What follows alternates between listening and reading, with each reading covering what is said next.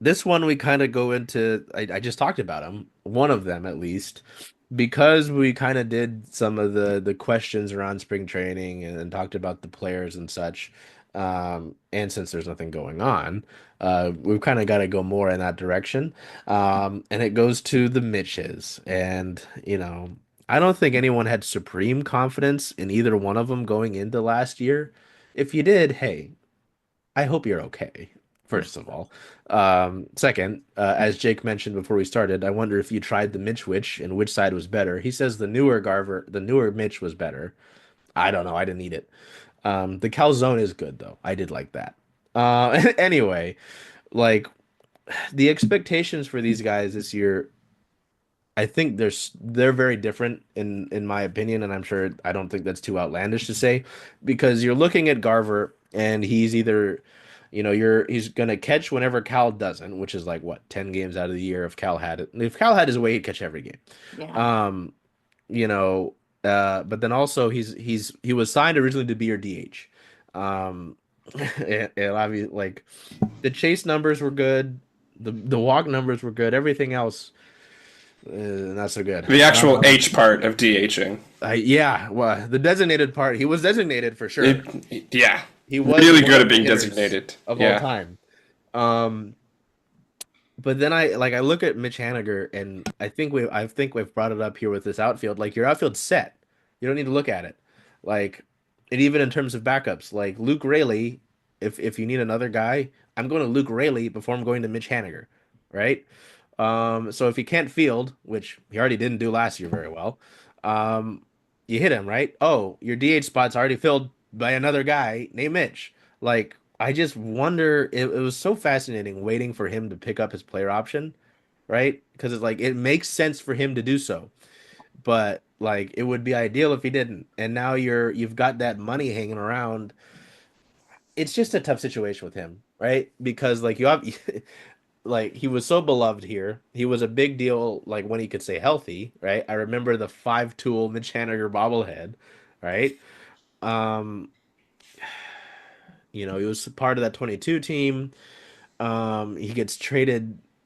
I no, yes. Like I don't know. I don't know where I'm at with Mitch. Either Mitch. So we'll go the other way as we did Brittany first last time. Jake, I want to hear your expectations or your outlook in 2025 for the Mitches here, which I know it might be difficult to put together. And then Brittany for you, because again, like at least with my train of thought here, it seems like Mitch Haniger it will hardly touch the field, and it doesn't make sense given the money. But not a lot of stuff makes sense with this organization and how they spend money, right? So, yeah. I mean, I think Garver can still be productive. I think he's definitely got like a role. I think um, just the walk rate makes me happy. Happier than a lot of the Mariners hitters at the very least. And I do have faith in his catching ability more so than I ever did for your Sebi Zavala. Um, and knowing literally nothing about Blake Hunt, so can't say anything. Those regards, I'm pretty high on Garver, and like I said, before the show, his side of the sandwich was better. Um, the Hanover side of the sandwich, on the other hand, was pretty bad. And I just don't have any confidence in the original Meech anymore. Sadly, is we'll always have that game 161 in 2021.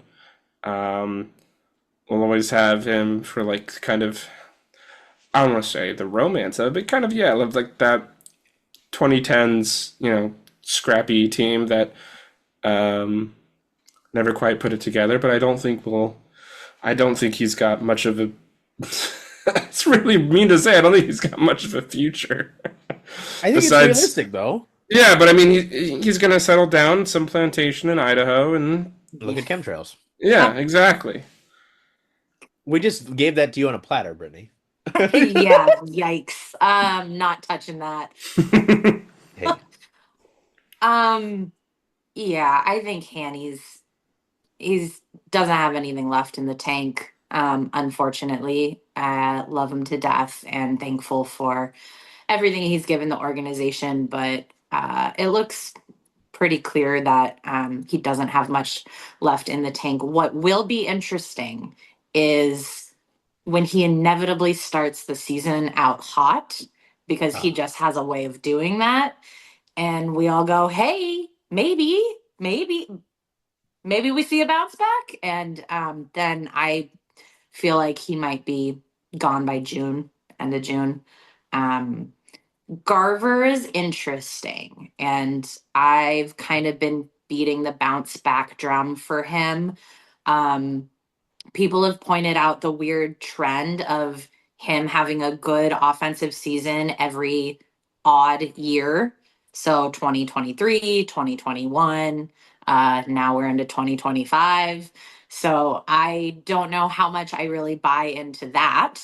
But I do buy into the idea of um, it's a difficult adjustment moving up to the cold Seattle Pacific Northwest and hitting in that ballpark where he had not seen success before, and trying to make adjustments and struggling. So then pressing even more. And then it's just a downward spiral from there. Looking at his baseball savant page, he got eaten alive by sliders last year. Mm. And he saw sliders at the second highest frequency. He had a -9 run value on sliders. In 2023, when he was really, really solid offensively, he had a positive run value on all pitches. So he really struggled with sweepers too. So breaking pitches, he's going to have to work on. He's going to have to, that's has to improve. But he still creams four seam fastballs. He can hit a changeup just fine. I think there's still stuff left in the tank. Um, the other part of Garver for me is health, Mhm. because his I think he played the most last year, had the most plate appearances of his entire career, because every year he has some injury, whether it's what did he have, a wrist, an ankle. I think he had a lat strain at one point. So over the years, these things have just compiled, and he's never been able to stay on the field.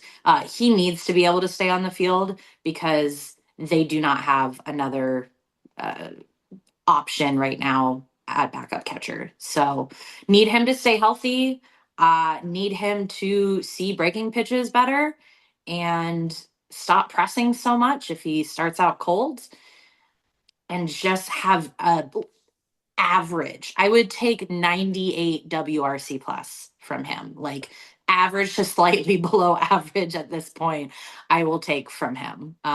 If he could be what they're paying him to be, that's the ideal scenario. But beggars can't be choosers. Yeah, 98 with a couple standout home runs, and I'm honestly happy. And I'll remember the Yep. season positively. Yep. Yeah, and yeah, I think it's pretty. Yeah, Mitch Haniger is old Yeller here, unfortunately. Um, it is tough, and Jake, you said you don't know if you want to say it, but I think it is fair to romanticize that a little bit. It's part of the reason people love baseball so much, right? Is you can kind of romanticize these guys because they come up with big moments throughout 162 games, right? I mean, you get to learn about them throughout. There's no other sport like that plays that many games, and you hear all this stuff so much about these players, good or bad, wink, about them. And so, I understand it, but yeah, at this point, yeah, I think the goose is cooked here. Um, it is just tough knowing, like, being around, the clubhouse and knowing how hard he works and obviously wanting to fix it. I can only imagine how tough it is to dedicate so much time and effort to wanting to be better, and it's just not there anymore, right? Um, Yeah, hey man, I mean, it's a good chunk of money. Like 14.5 mil. Is it's more than I'll ever see. Um, and with Garver, I really do agree. I think he is a pretty clear bounce back candidate. You know, Brittany, you talked about it, just kind of integrating into a different space than where he'd been. And then obviously you'll both remember the I don't mean to say dramatic in terms of like calling him a baby, but dramatic in terms of like how wild it was to hear the death threats and stuff like that about Garver, right? And that's tough. I mean, that's just stuff you don't want to see. There's no place for that. I understand the frustration. I mean, I think all of us, anyone covering the Mariners is like, wow, this guy, you know. Um, but yeah, the odd number thing is kind of fun to look into, right? But also the fact that he will get opportunity to be able to bounce back, unlike with Haniger. Like again, even if he does somehow this offseason he went off into a ice tub barrel and he figured out life. Like, where's he playing, dude? There is no spot. I don't need him playing in the field because one, you've got better players out there. You've got healthier players out there. Sorry. You know, it's just the opportunity, it's just very clear which Mm-hmm. uh just has the better opportunity to have a even somewhat positive year. So Hey, Charles. Hey, Jen. Hey, how about those M's? Oh, I'm excited. I know. Where are you going to watch all those away games, though? Away games. Huh. I was thinking of coming here since, after all, Rough and Tumble is the home of circling Seattle sports. I love that idea. Hope to see y'all here.